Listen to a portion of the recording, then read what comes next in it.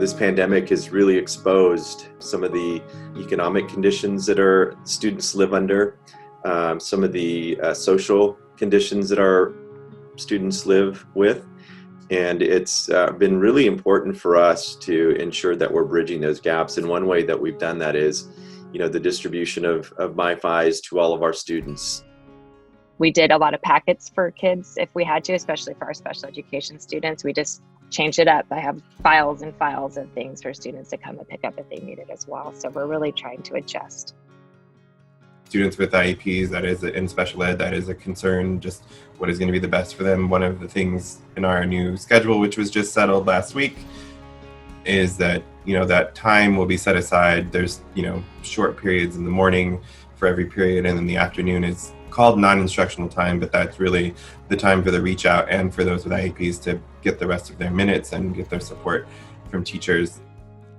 Our activities director and our principal just started a weekly podcast where kids can and families can really listen to, here's what's happening at Skyhawks.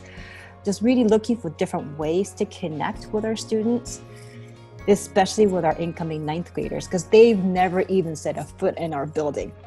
The other piece was also connecting that technology with our teachers, providing all of them a webcam, providing them all with Zoom accounts. And then with all of that goes a lot of training for our teachers and for our students. When we start talking about connection and belonging, shifting and working with different modes of discussion, small group, large group, individual, et cetera, group breakouts, chat rooms, so that it's not talking, it's actually, you've got to think before I write it in.